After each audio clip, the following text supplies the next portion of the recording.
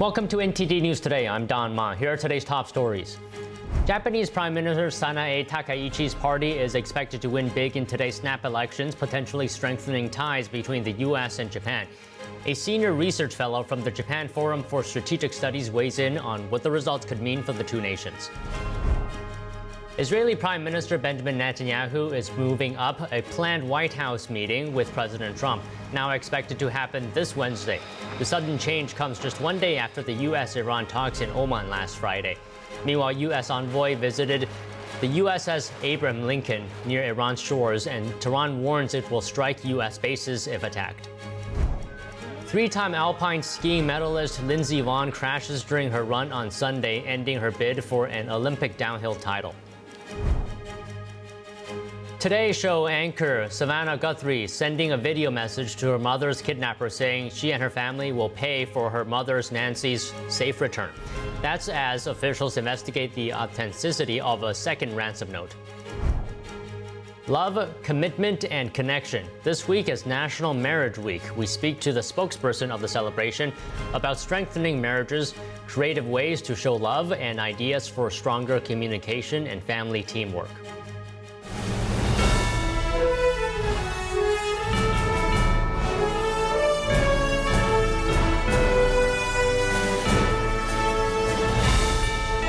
This is NTD News Today, live from our global headquarters in New York City.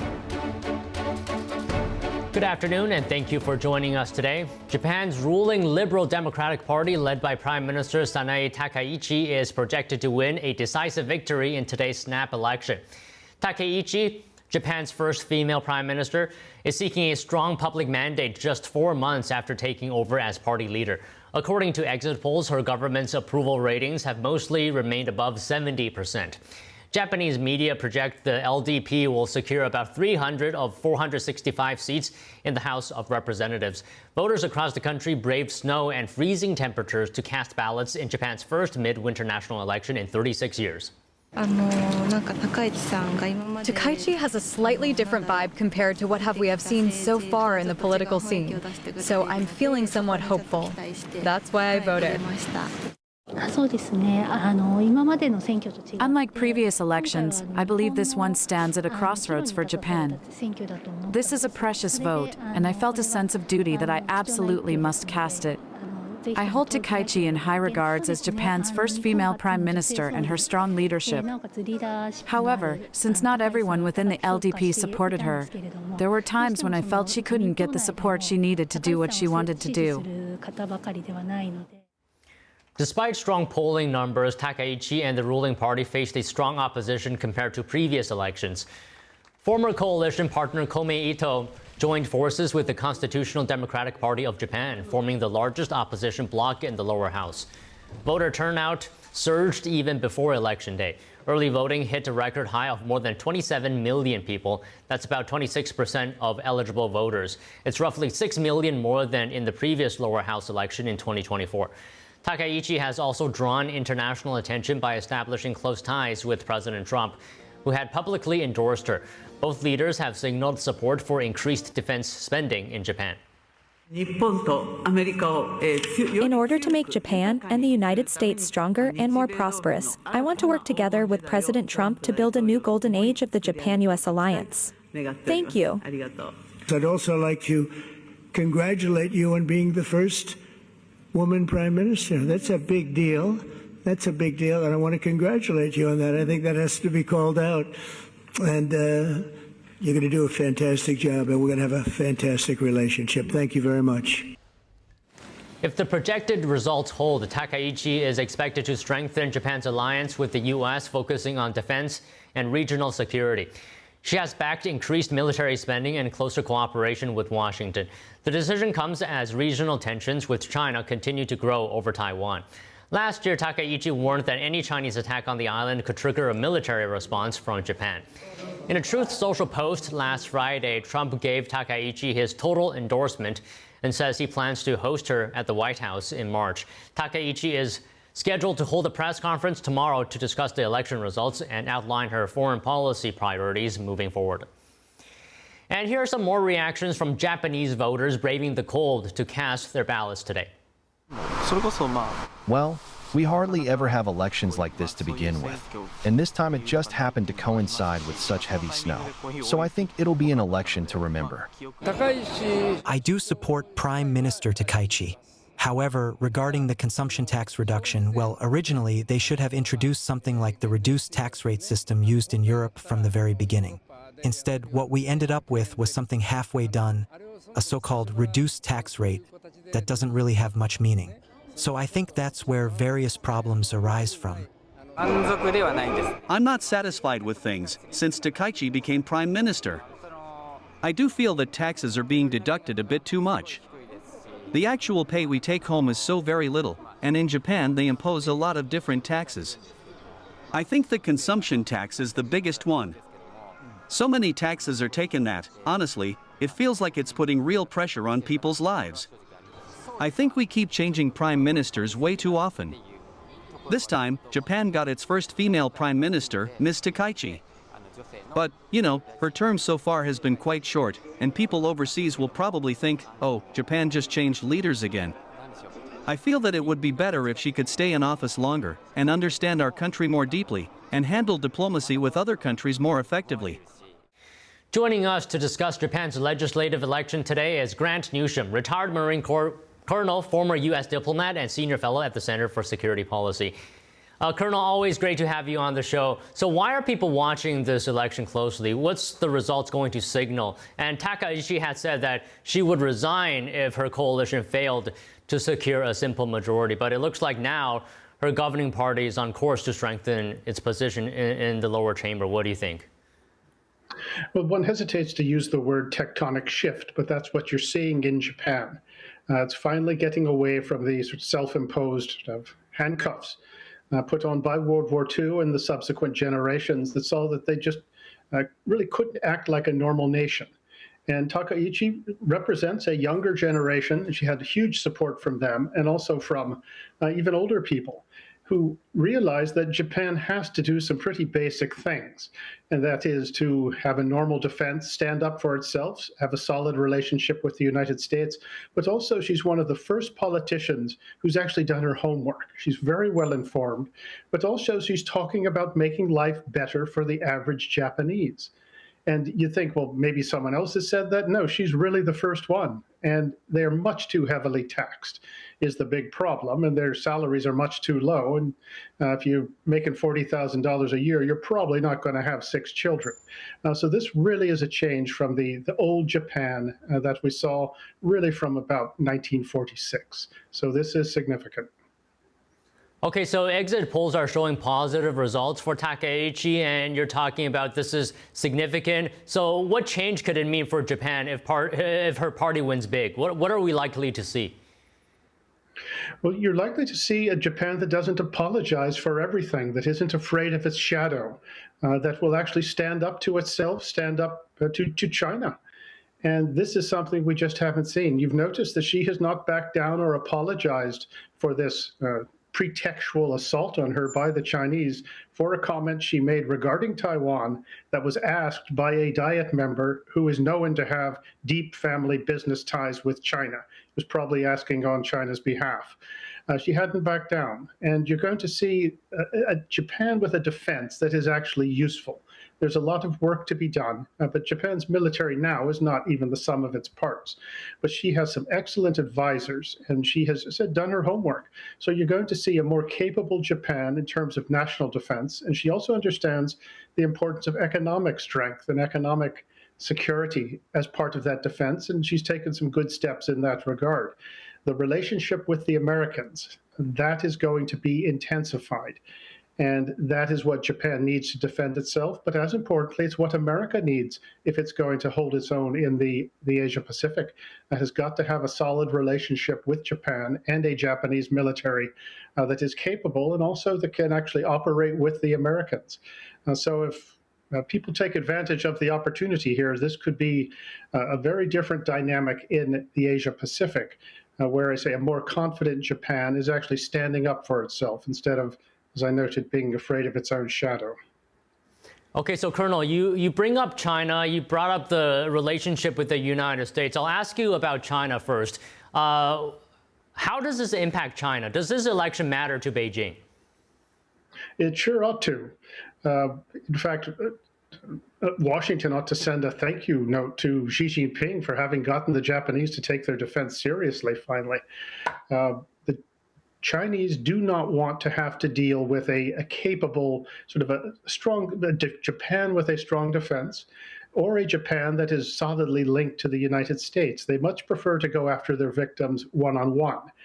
Taken on by itself, I think the Chinese think they could probably steamroll the Japanese. With the Americans in on it, I think that odds get much worse than that.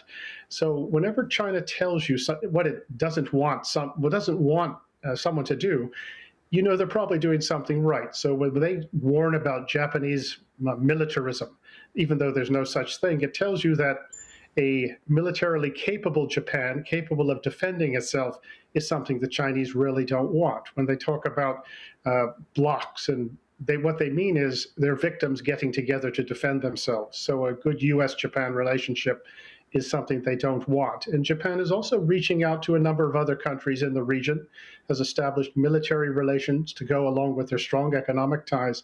And these have been welcome. And that's from Australia over to Southeast Asia to India, just about everywhere. So this is a new, more assertive Japan. It's not a threat to anybody, but it's simply a much stronger, solid bastion of freedom in the Western Pacific and East Asia. So, I mean, the U.S. and Japan were always allies. So specifically about this election, why does this make the relationship even better? Well, they've been allies in the sense that they're friends. But in actual fact, when it comes to sort of the military to military, the Japanese have not been pulling their weight. And there's some reasons for that. But now you're going to have a more balanced, a more equal relationship. And that makes a relationship stronger because Japan will be doing more militarily. And as I said, it depends now on what concrete steps are taken by both sides to improve their individual capabilities, but also the ability to combine these. And as much as anything, you're seeing a psychological shift in Japan. And that is, as I said, it's one where the ghost of World War II is pretty much gone away. Anyone with direct involvement aren't many of them left. The next two generations, there's fewer and fewer of them. And the newer generation is saying, well, why shouldn't we defend ourselves? And why don't we have a normal military like a regular country? And say there's a psychological change which manifests itself in a stronger relationship between the U.S. and Japan. And when other countries see that as well, there's sometimes a tendency to have a little more confidence that you don't have to roll over for China. There'll be a bandwagoning effect if this plays out. So it's an opportunity now. But it's worth remembering that Takaichi has a lot of enemies in Japan, and besides the Chinese, who of course hate her. But in the Japanese domestic political world, she's got some people who would like her to disappear. So she does need support from the United States, and showing that she has really the ear of President Trump and actually delivers on behalf of the citizens. So as you're aware, President Trump posted about this election a few days ago. He called it a very important election.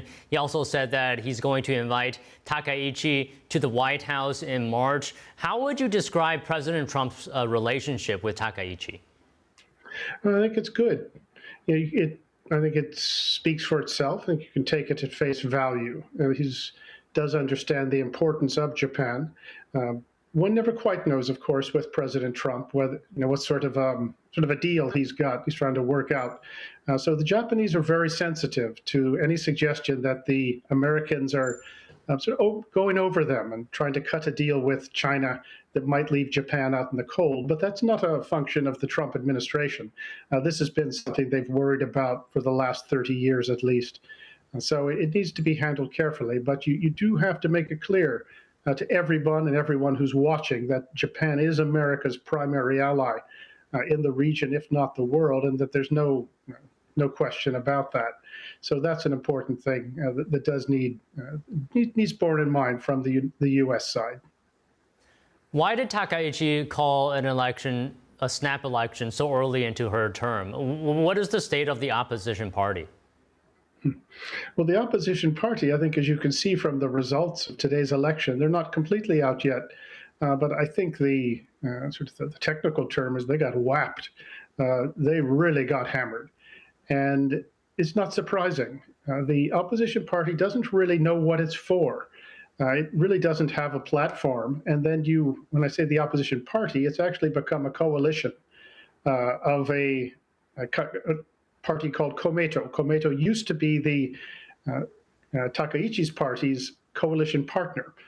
So Komeito met up or joined up with the main opposition, and they had nothing to offer. There was nothing clear about what their message was. But even worse, Komeito left the alliance with Takaichi's party the day after its head met with the Chinese ambassador in Japan. And he apparently told them, get out of the coalition and do what you can to defeat Takaichi. Now, the Japanese police actually for years were following leaders of that party to meetings in these out-of-the-way inns with representatives from the Chinese embassy in Tokyo. So it was good riddance, and that's probably one of the reasons why Takaichi's party did so well, in addition to her own just popularity. But the opposition in Japan is in disarray. This isn't to say that every single person in Japan is behind Takaichi and the Liberal Democratic Party, but this certainly was a huge show of support for them, and it's a good basis from which to make some progress, both in terms of domestic policy, and you've got to get that right, and also the foreign policy that foreigners or outsiders like me concentrate on so much, and that is fundamentally important to really stability and really peace in the region. Without it, our odds would not be very good. So this is a good outcome today. I just want to ask you one more question on Japan's domestic policy. Where do you think the concerns about Japan's economic issues is going to go under Takaichi? Japanese people have complained about the rising cost of living. Well, I hope she can pull it off. And the thing is, it's not all that complicated. If you had any idea how heavily taxed the Japanese people are, you'd be horrified. And sometimes, in fact, it seems as though the regular Japanese citizen lives only to really be fleeced by the elite class and to serve the elite class's interests. It's really astonishing if you actually live there. And as a result, if you just do some simple things like put more money in people's pockets so they're not getting nickeled and dimed, and actually it's a lot more than that, that you're going to have a shifted confidence, and they're going to actually maybe buy houses, may go actually spend money more. But as it is, the sort of fiscal conditions in Japan and the fiscal policy has just squeezed the average citizen so much that they can barely breathe. And change that, and I think you'd be surprised at the beneficial effects it would have on Japan's economy, psychology, and it would make it also easier to make these improvements in national defense because you've got more money. But some of these things are not very complicated, but Japan is an incredibly heavily taxed society. And as I said, incomes are very low, and many people are part-time workers. So where's the stability there? So there's some basic things you can do to make people's lives better that aren't that complicated. It just takes a leader who actually gives two hoots. And Takaichi just might be the first one of those to come along in 35 years that I've been watching it. All right, Colonel, thank you for speaking with us today, and I hope you enjoy the rest of your weekend. Well, thanks for having me. Israeli Prime Minister Benjamin Netanyahu is expected to hold an urgent meeting with President Trump this Wednesday, February 11th, according to a statement from the Prime Minister's office. The meeting was originally scheduled for the following Wednesday, February 18th, at the White House. The announcement comes after U.S. and Iranian offices held negotiations on Friday in Oman over a potential nuclear deal. President Trump's top envoys, Steve Witkoff and Jared Kushner, toured the USS Abraham Lincoln this weekend alongside the head of U.S. Central Command. The trip came after Friday's nuclear talks with Iran's foreign minister in Oman. The aircraft carrier and its strike group are now deployed in the Arabian Sea within range of Iran, positioned to lead any potential U.S. military action. Iran's foreign minister warned Saturday that Tehran would strike U.S. bases across the Middle East if American forces attack. He insisted negotiations remain limited to the nuclear issue, not its missile capabilities. But Secretary of State Rubio said earlier that Washington wanted broader talks. President Trump called the talks very good on Friday night and said another round could come as soon as next week. Despite this, Tehran is concerned Trump may still carry out his strikes to Iran. And we have a big armada, we have a big fleet heading in that direction. We'll be there pretty soon. So we'll see how that works out. And they want to make a deal, Iran, as they should want to make a deal. They know the consequences if they don't. If they don't make a deal, the consequences are very steep. The former head of the Rogue Nation's national wrestling team is urging sports organizations to ban Iran from the Olympics. This comes weeks after Tehran executed thousands of anti-government demonstrators. Iran International reports the Iranian regime killed Parsa Loristani, a 15-year-old protester and a wrestler. A government sniper allegedly killed Loristani during a protest in early January. Meanwhile, Today Show anchor Savannah Guthrie telling the kidnapper of her mother, Nancy Guthrie, Saturday her family will pay for their mother's release. Take a listen. We received your message and we understand. We beg you now to return our mother to us so that we can celebrate with her. This is the only way we will have peace. This is very valuable to us, and we will pay. Officials believe Nancy Guthrie was abducted from her home in Arizona last Sunday. Purported ransom notes asked the Guthrie family for millions in Bitcoin for their mother's return. The ransom notes had a second deadline on Monday. Meanwhile, officials are investigating whether a second ransom note sent to a local news station is legitimate. The note has sensitive information and no deadline. Now the big question is whether Nancy Guthrie is still alive. Law enforcement said she needs medication daily to survive. If she doesn't get it within 24 hours, the results can be fatal. Law enforcement still has not located any suspect. The FBI has offered $50,000 of reward for tips on Nancy Guthrie's whereabouts. 84-year-old Nancy is Savannah Guthrie's only living parent. February 6th marks Ronald Reagan's 115th birthday. His vision of economic freedom, limited government, and strong American leadership continues to inspire. NTD's Christina Corona reports on the events when we come back.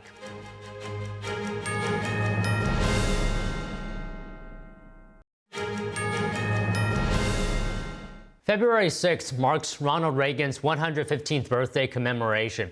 His ideas continue to shape debates over economic freedom, limited government, and American leadership. Former Speaker of the House Kevin McCarthy said, "Reagan believed in America." NTD's Christina Corona has more. We're here at the Ronald Reagan Presidential Library in the city of Simi Valley, where officials and supporters gathered to honor and celebrate President Reagan on what would have been his 115th birthday. The ceremony includes a military honor, an official White House wreath, and remarks by former House Speaker Kevin McCarthy. The ceremony began with military honors, music by the Camp Pendleton Marine Division Band, a 21-gun salute, and a flyover. Former House Speaker Kevin McCarthy delivered the keynote address. McCarthy praised Reagan for his accomplishments, saying that even on his birthday, it was Reagan who gave Americans the gifts. That gift is the gift of the ability to apply the traditions of the past to a changing future. McCarthy said Reagan helped change America. When Reagan took office, inflation was at 13%, interest rates hitting 20%, and unemployment was high. People had lost faith. In response, Reagan cut taxes. He slashed regulation. He unleashed free enterprise, and he made it easier for Americans to save and start a family. McCarthy also shared 3 lessons he learned from President Reagan. Lesson number 1. Peace without freedom is meaningless. Lesson number 2, trust ordinary people to control their own destinies. And lesson 3, America is too great for small visions. Organizers say Reagan's legacy is still important today. President Reagan believed so much in America, American pride, optimism, the future, freedom and democracy, all things that are as just important today as they were for Ronald Reagan's era, as they were for our founding fathers. The Ronald Reagan Presidential Library opened in 1991 and features the Reagan's burial site along with exhibits highlighting his presidency. In 2005, we opened up a second portion which houses the actual Air Force One aircraft he flew on. When you come to the Reagan Library, you tour through that plane. We have a full-scale replica of the Oval Office. You get to walk through a real piece of the Berlin Wall. It's Ronald Reagan's life and story from childhood through his passing, his presidency in the 80s. Giller says visiting the Reagan Library is a way for people to learn more about American history, no matter their political party. And just a really important way to learn about American history as a whole, the American presidency as a whole. And then both President and Mrs. Reagan are buried here, just sort of over my shoulder, which is where the location is for today's event. So it's a really good way to, whether you're Republican or not a Republican, into presidential history or not into presidential history, just a way to sort of learn about that time in America's history. Organizers say the annual tribute is meant to preserve President Reagan's legacy and to remind future generations of his impact on the country. Reporting from Simi Valley, California, Christina Corona, NTD News. On Capitol Hill, lawmakers are less than 1 week away from another partial government shutdown. And some say ICE negotiations aren't going well. NTD's Melina Weisskopf has more on that, plus other issues happening on the Hill. Lawmakers started off their week ending a partial government shutdown. Our majority worked together, and we got the bills over the line. They gave themselves a short 2-week window to work out a bipartisan framework for ICE policy changes by next Friday. Democrats have unveiled a list of demands. Wear identifying badges, do not wear masks. When they go to someone's door to try and get into a home, they use a judicial warrant, and they don't conduct random roving patrols or engage in racial profiling. Republicans are open to some changes, but say Democrats aren't coming to the table to make a deal that both sides can accept. Even after our attempts to have that conversation, we then yet once again see a list of demands grow from 3 to 10 without any communication. Look, that's not the way good faith negotiations begin or end. This is not a blank check situation where Republicans just to agree to a list of Democrat demands. What they're essentially endorsing is defunding FEMA and defunding TSA, because the ICE operation money, the detention facilities, the money for the border walls, all been front-loaded in the working families tax cut from last summer. That's just a reality. So they don't have leverage here. Republicans are now making demands of their own. President Trump is pushing for changes to federal election laws, a measure Democrats have so far rejected. This piece of legislation is going to ensure that states are abiding by federal election law by removing non-citizens from their voter rolls. Democrats have been clear for months we will never in a million years consider this deeply restrictive and overreaching piece of legislation. A vote is possible next week. Also this week, new developments in the Jeffrey Epstein probe.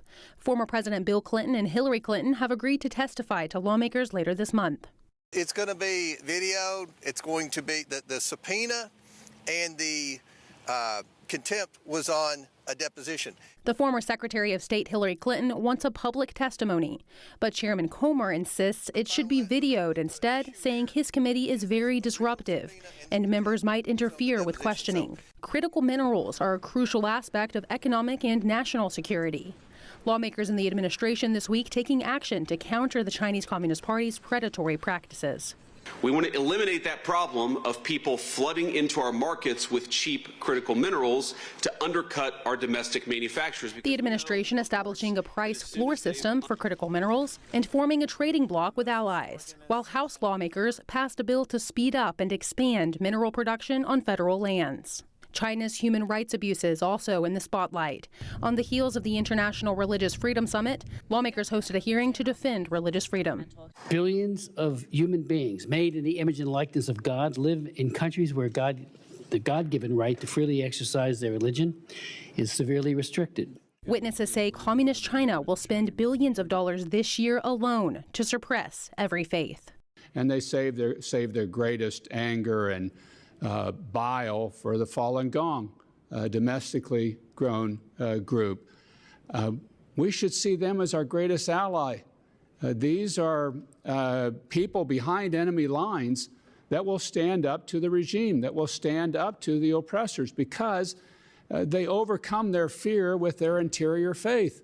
The House has already passed bills to address the CCP's forced organ harvesting from prisoners of conscience, one of which is the Falun Gong Protection Act. It's awaiting action in the Senate. Munich-based robotics company Robco, backed by Volkswagen and Exor, raises $100 million to expand in the U.S. The capital will advance Robco's advanced AI-driven robotics technology. Here's that story. These robotic arms are bringing artificial intelligence to the physical world. Its maker, Munich-based Robco, is working to advance so-called physical AI technology. But what is physical AI, and why is it useful? Yeah, physical AI to us at Robco is the application of AI in the physical world. That means in the manufacturing environment, in the industry, in production environments. Robco, whose customers include BMW, is bolstering its position in a rapidly expanding market with a fresh capital injection. Thanks to investors including Volkswagen's venture capital arm and Exor, Robco announced on Thursday that it's raised $100 million, which will be used to expand its U.S. footprint. South Korean crypto exchange Bithumb apologizes for the accidental giveaway of more than $40 billion worth of Bitcoin during a promotion. The company insists there was no hacking or security breach. Regulators say they're reviewing the incident and will conduct on-site inspections if irregularities are found. South Korea's Bithumb crypto exchange has apologized for a $44 billion mistake after accidentally giving away 620,000 bitcoins as part of a customer reward campaign. The company said it had restricted trading and withdrawals for the 695 affected customers shortly after the error on Friday, and that it had recovered 99.7% of the bitcoins as of Saturday night. The exchange had planned to distribute small cash rewards of 2,000 Korean won, worth about $1.4 or more, to each user as part of a promotional event. But instead, winners received at least 2,000 bitcoins each, media reports said. In a statement, Bithumb said the incident was unrelated to external hacking or security breaches, and there were no problems with system security or customer asset management. But South Korea's financial regulators, including the Financial Services Commission, said the incident has exposed the vulnerabilities and risks of virtual assets.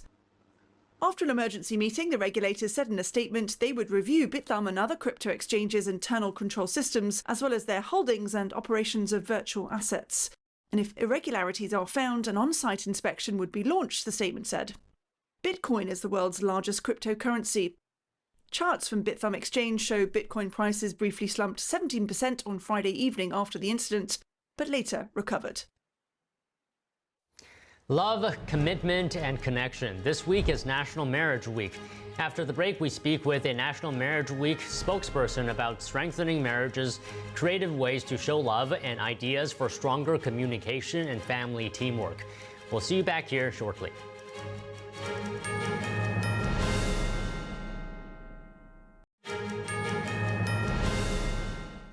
In light of National Marriage Week, we're joined by Marriage Week spokesperson Arlene Pelican, author of Making Marriage Easier, How to Love and Like Your Spouse for Life. So good afternoon, Arlene. Let's start off with the biggest question here. What is the secret to having a long and happy marriage? There are so many secrets, right? One of the secrets is remember your vow and do what you said you would do. A lot of it is commitment. It's not based on, well, I feel like doing this today. I feel like doing that today. It is, I have made a commitment. I have made a vow. And then act in a way where you are being the person you were when you got married. In other words, keep treating your spouse with respect and with love. What happens, if you and your partner, on certain things disagree strongly? How do you avoid arguments, fights, and conflicts? And it is okay to welcome arguments, fights, and conflicts. But as I talk about in Making Marriage Easier, play by the rules. Have certain rules that, hey, we're not going to yell at each other. We're not going to talk poorly in front of other people about each other. So still have those discussions. And remember, it's a negotiation, and it's not strange that you disagree because you are two different people.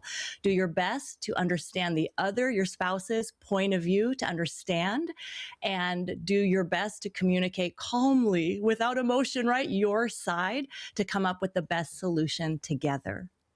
Okay, so for certain couples, can you give us practical insights on strengthening a faith-based, faith-centered marriage? Absolutely. At National Marriage Week, marriageweek.org, there are lots of couple connection plans. The couples that pray together do very well in terms of their divorce rate is very small. Going to church together regularly, serving together. Maybe you like kids, maybe you like to usher, maybe you like doing events, but service types of projects, that's a beautiful thing. And when you are treating your spouse, with kindness, you're serving them, you're doing these things and you feel like they're not thanking me back. Remember, God is watching. Jesus is just right there over the shoulder of your spouse, watching what you do. And ultimately, we do that for God. We treat our marriage well in honor to Christ. So you said earlier to remember your vows you made to each other. So what are some of the meaningful ways then to express that commitment, express love to your spouse? It can be as simple as when they walk through the house that you greet them with a hug and a kiss. Dr. Arthur Brooks says the Oxytocin Express, the fastest way for that bonding is eye contact and physical touch. So if you'll just look up from your phone and look straight into the eyes of your spouse, I love you, I'm glad to see you, hug them. That took you 5 seconds. And that's a beautiful habit for, seeing each other during the busy work day. And then date night, whether that's once a week or once a month, that you do that regularly, prioritizing your spouse. If you have children, it's easy to put all the love and attention to your children and just think to yourself, I'm going to treat my spouse at least as good as I treat my kids. So how do you be together for couples with, a sense of real purpose? How do you do that? Yeah, that is the theme of this year's Marriage Week, Together with Purpose. And that is a sense of growing together, that there's something maybe that you're learning together. My husband and I are learning how to do ballroom dancing together. We look very foolish, but it's been a way for us to grow. And it gives us, purpose to our Friday night. It's creating together, creating a home, creating a business, creating a family, all that creation and ways to serve. That really helps bring purpose, because a lot of people were struggling with that meaning. But when you're married, you have this team now, and you can go and find that purpose. And the purpose is different in different seasons of life. Maybe the purpose right now is caring for your elderly parent. What does effective communication look like in a functional marriage, effective marriage? Yes. Listening, a lot of listening. We think we're doing all the talking and that must be communication, but nothing is happening. So if you feel like I'm talking, but we're not getting anywhere, focus instead of being the one that, oh, please understand me. Instead, shift that. Let me try my best to understand you. So a lot of listening. And also, if maybe it's the types of words we're using. Learn the love language of your spouse. How do they like to be affirmed? What really gets them going? Be a student of your spouse and try to communicate in a way that they would receive the best. Just one final question here. You talked earlier about, just look up from your phone, right? What if you're on the other end of this, where your partner is on the phone and you would like them to get up? What do you do? Yes. You wait till they are fed and as calm as possible, but you do need to say something and say, like, you might text them and be like, hey, I am 2 feet away from you. Would you prefer that I text you? I think that's a great idea. Try to do something that kind of wakes them up to realize, oh my goodness, you are right here and I'm ignoring you right now, and say something. Not a guilt trip, but I miss you. I really want to spend time with you. Do you think we could go on this walk without our phones and start there? Okay, very practical, fun, and easy tips today. Thank you so much for your time, Arlene. Thanks so much. And next, today's health matters. Men in the U.S. are among the loneliest in the world, according to a 2025 report. Vital Signs' Brendan Fallon shares insights from health experts into what's behind the crisis and what can be done about it. Don't go away.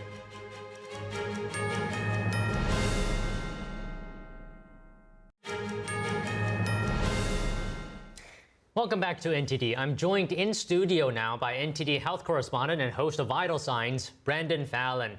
Vital Signs offers natural and nutritional ways of optimizing our health. Brandon, good to see you as always. Thank you for coming on. What do you have for us? Great to see you, Don. A crisis that is facing men, and American men, by a recent study, are said to be among the loneliest in the world. And as of 2025, there are 5 times as many men as 1990 reporting that they don't have a close friend. So I want to talk about this crisis of loneliness that men are facing, what might be causing it from a biological and also a social standpoint, and what can possibly be done about it. Okay, and I believe you brought a clip with us, right? We've got a number of clips from different doctors talking about this issue today. The first one, this doctor is talking about this psychological phenomenon known as sublimation, where if there's energy, like from pain or trauma or something, you can't just get rid of it. It's got to be expressed somehow. And she's giving the basis for that. And this is something we'll circle back to later. You know, Freud talked about all of us need to have some kind of a sublimation. We need to put our anxiety somewhere, because we all have some sort of anxiety and energy, and it needs to be directed somewhere. So work is often a good form of sublimation. You put the energy into work. And so we found out, okay, well, what are the areas previously that were important to you? Activities, things that you could do that helped you feel that sense of meaning and purpose. Going to the gym was huge for him. So that was one thing. He wasn't seeing his friends as much. So we talked about getting together. Maybe you don't go out to a restaurant, but you go over to somebody's house. They can come over to your house. So the doctor was talking about friendships. What are the stats telling us? The stats, there's an interesting study I was looking at. It's called The State of American Men. This was published in 2025 by a group called Equimundo. And they were looking at different facets of men's mental health. And one of the things that came through was that men, as far as their expectation goes, a lot of their anxiety is coming from the economic side. A lot of them feel this immense economic anxiety. And this was the top pressure for men that came through in the study. And on a social level, despite different changes in society, like the rise of feminism, women having a stronger place in the workforce and things like that, 86% of men still see their primary role as being the provider, and 77% of women share the same opinion. And this next doctor, Dr. Amali Malouf, is a physician and an author. This is a soundbite, a clip, where she's talking about this kind of social changes and how men are being perceived and their expectations on men, but also the biological factors that may be involved in men having trouble connecting in society. Men and women are different biologically. So men are vasopressin dominant, and what does that mean? Vasopressin is a neuropeptide hormone that is responsible for a big part of human bonding, the part that's about defense, protection, and aggression. And so we've kind of, as a society, stopped believing that these are valuable traits in men. And we've tried to suppress them, and it's actually not healthy for society. We actually need protective men, and we need men that can provide that protection to the community. So I think a lot of men feel, frankly, emasculated by society. And then I also think that women are very oxytocin dominant, and so we are just designed for nurturing and designed for connection. So she said a lot of men are feeling emasculated. What does she mean by that? Well, I think if you look at the traditional expectations and ideas around masculinity, with changes in society, with like the feminist movement, for example, not to judge that either way, but there's not that receptivity towards these traits being displayed in men, like aggression, that she says is linked to the biological profile of men, protection, defense. These are traits that are needed to some degree in society, but within the current political climate may not be as welcome. So that accounts for some degree of rejection that men might be experiencing in society. Right, okay.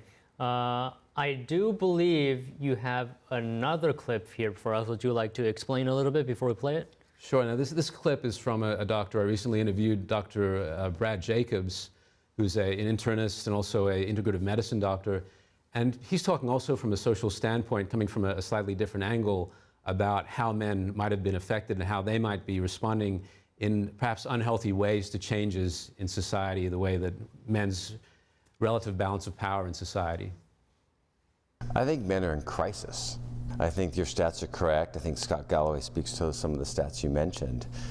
Twice as many women attempt suicide. Really? But men are, to your point, 80% of people in the morgue are men that have successfully committed suicide. Men are more likely to be isolated, more likely to be depressed than they were historically, and that trend has increased. And I think men are in crisis because, number one, women have shifted, right? So the feminine movement, to their credit, they haven't achieved complete success, but they've made massive improvements in how they are in the workforce, how they show up with equality, how they can vote. There's, right, things that are rightfully belong to them, in my opinion.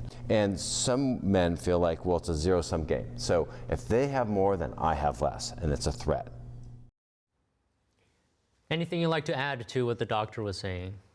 Yeah, I think men, as I mentioned to this doctor, there are a lot of negative representations of men in society. I mean, you just look at TV shows and movies, like The Simpsons, The Family Guy, Married with Children going back a few decades. Men aren't presented particularly positively in society and family roles. They're often positioned to be morally inferior to the wife in the family. So the men, for a multitude of reasons, are copying a lot of criticism in society and perhaps feeling some rejection as a result of that. At the same time, I think there are some aspects of masculinity that are due some revision. And I always point to the example in New York, right? You have so many people, young men, dying from subway surfing every year. Not that many women having this problem. And you've got to ask yourself the question, why are men compelled to prove themselves, prove their manhood in this way, and why they experience this challenge, like they have to prove their courage and bravery in ridiculous contexts to show that they're men. And one of the things that I talked to in the next soundbite that we'll play is a Marine from the Iraq War, and he served in one of the most heated battles of the Second Iraq War, talking about the struggle to find purpose coming out of that climate and how he found a way to express himself through writing. And I think this, when I talk about a solution and sublimation, finding a channel for that anxiety, that pain, self-expression through creativity, in this case writing, is a very powerful medium. Okay, let's take a look at the clip. Well, I repurposed myself, and it wasn't, it was with its challenges. I felt very blessed, and that I knew there was something else I wanted to do with my life, professionally at least, and that was to write. And so I, started the long, hard work of becoming a writer, and that gave me purpose, and my family gave me purpose. I have children, and children do a pretty good job of letting you know that they need them. So that helped me repurpose myself. But it's, it's different for every single person. But I think at least recognizing that sometimes the rudderlessness we might be feeling might be our own ability to struggle, our own struggles with, what is the purpose, what is the narrative in our own life, is at least a good first step in trying to get back on track. I would personally think, this is from personal experience, if you are in those situations, you're feeling these things, these emotions, I think taking a good walk in the park, take in the fresh air, go with somebody you like, just have a relaxing conversation as you walk, that could be a release for me personally, at least if I'm feeling something similar to what we've talked about today. Social connection is such an important thing, Don, and Dr. Malouf, we played the clip from before, she noted the statistic that loneliness, the effect on longevity and lifespan, is equivalent to smoking a pack of cigarettes a day, being alone. And we get so much, this is such a foundation, if not the foundation to health, our social connection. All right, so if you want to see Brandon's full interview with the experts, go to ept.ms/vital signs. And that's all for today's news. Thank you for watching. Stay with us for NTD Evening News at 6 p.m. Eastern, 3 p.m. Pacific.